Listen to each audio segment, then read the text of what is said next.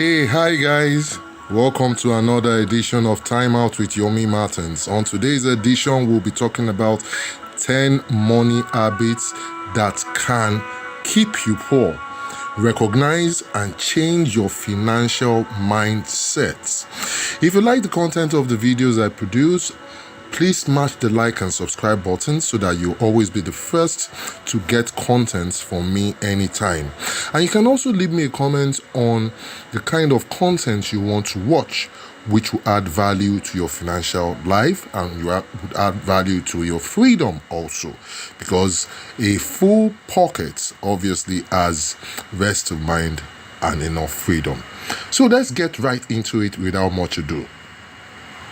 Now, the first habit is living beyond your means. And that is one very tough one. A lot of people are living beyond their means. And this is a common trap. Spending more than you earn leads to debt and financial stress. It is crucial to budget and stick to it.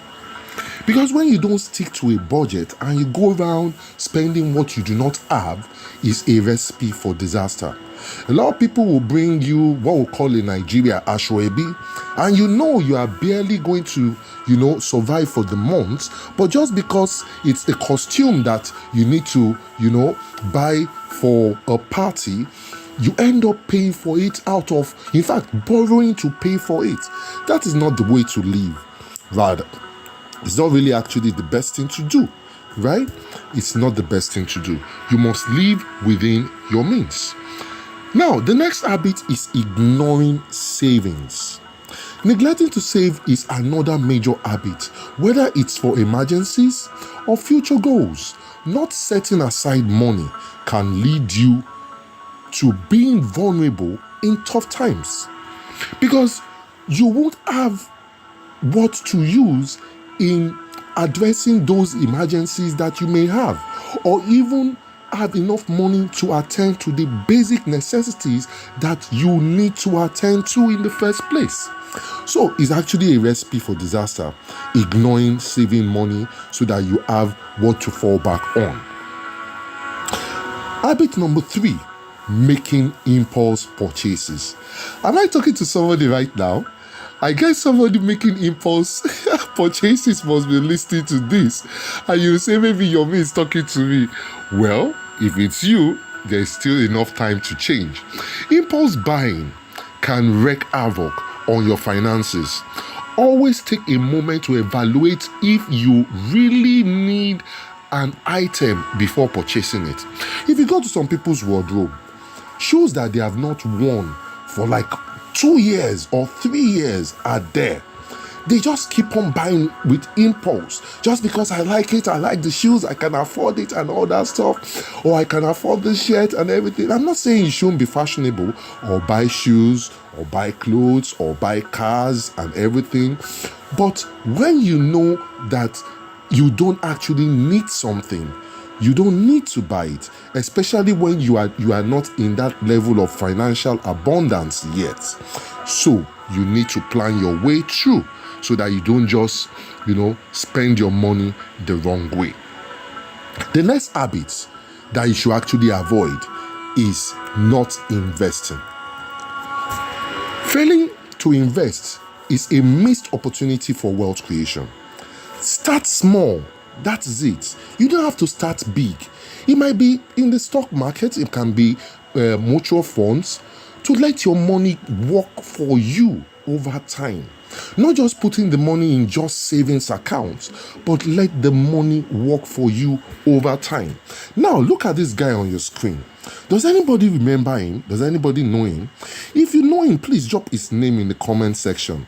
I'd like to know whether a lot of us are a bit financially savvy and they are following world international trends and the players in the market. This is one of the big players in the market, the ballers. Let me give you a small clue. He lives in the United States. If you have the answer, I have a special gift for you. Right. So, do not say you don't have enough money before you start investing. Out of little, you can actually invest. Let's go on to the fifth habit, relying on credit cards.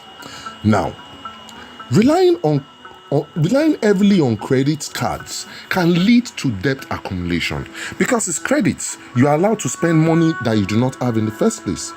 Try to use them sparingly and pay off the balance each month to avoid interest charges, because that's the most important thing.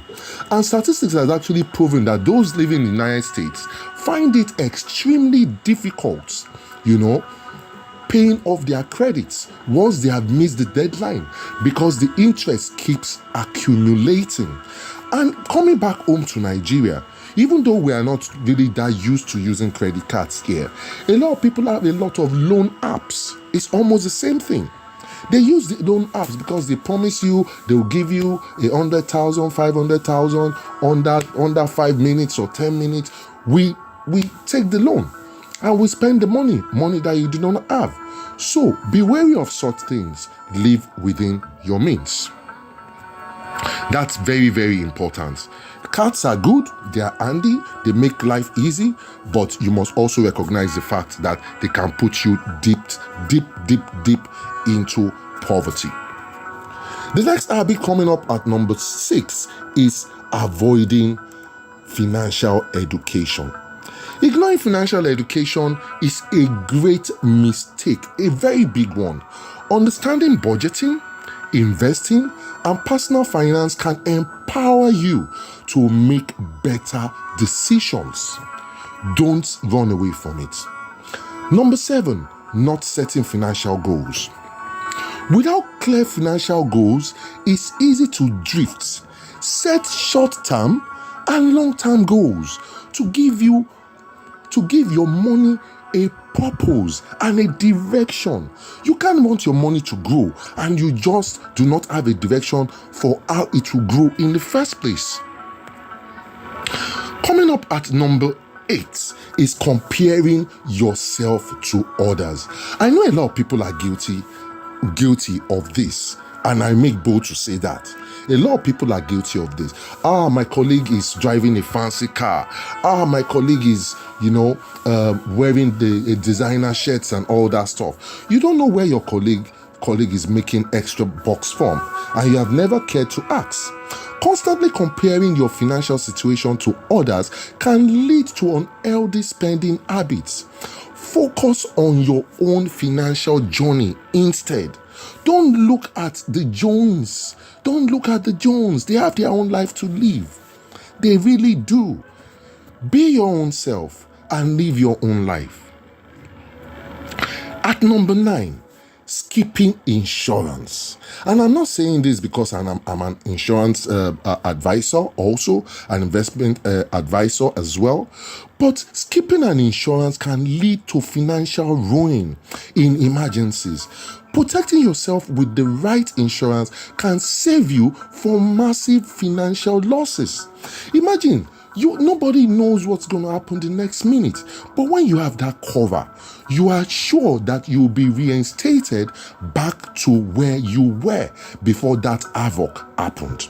So do not, for any reason, skip insurance just because you feel insurance is expensive. And it's not actually expensive. You can always find an affordable cover that you can go with. If you need advice on that, my details are in the description section. You can always contact me and I can give you the best package, both on life and general insurance as well. Coming up at number 10, not tracking expenses. A lot of people do not know how important this is. Failing to track your expenses can keep you in the dark about where your money is going. Use apps or spreadsheets to monitor your spending habits. You will know where your money is going to. If you have a spreadsheet that has your various expense lines, which you can actually use an app for as well, you will know that yes, I'm spending this amount of money on fueling my car. Yes, I'm spending this amount of money fueling my generator. You can start looking at creative ways of maximizing the use of your money more appropriately, and also devise ways of, making sure that, for instance, if you're spending so much on fueling your generator, you can decide to buy an inverter. I was talking to a friend the other day, and I was telling him about my decision to invest in a solar system and an inverter, and he said, why, that's too expensive, he cannot afford it. But when I did the maths, I told him that he would have paid off the cost of that inverter with 6 months of fueling his generator, and he will still continue using the inverter and solar system in the first place. So if you track your expenses, you'll be able to maximize how you use your funds in the first place, right? It's as simple as that. Now, I want to tell you a big secret. You are free to tell anybody anyway. I wrote a book on how to conduct a bank statement forensic audit, which is a compendium of how I actually execute bank statement forensic reviews, right? The formulas I use, the arbitration techniques, how I'm able to recover money from banks and all that stuff. If you want to have full details of the book and purchase at the cover price of $4,999, you can go to stellar.co and for the e-copies, and you can also go to the Institute of Chartered Accountants of Nigeria, ICANN bookshop, which is at Idowu Taylor Street, Victoria Island, Lagos, to get the paperback, or the Chartered Institute of Bankers at Adiola Opal Street, going for the same amount, right? So I also offer an after sales on this, in the sense that if you run into any trouble reviewing after you have used my formulas and all that stuff, you can always contact me, and I would create time to give you a free consulting on it and all that stuff. So if you have enjoyed today's edition, I thank you for watching. Please smash the subscribe button, smash the like button, share with your friends. Drop me a comment also on the kind of topics you want me to handle the next time, so that I make it interactive and I also make it engaging for you, because I'm actually giving you what you want as my fans, my audience, and all that stuff. Until I see you again, don't do what I won't do, and ciao, bye for now.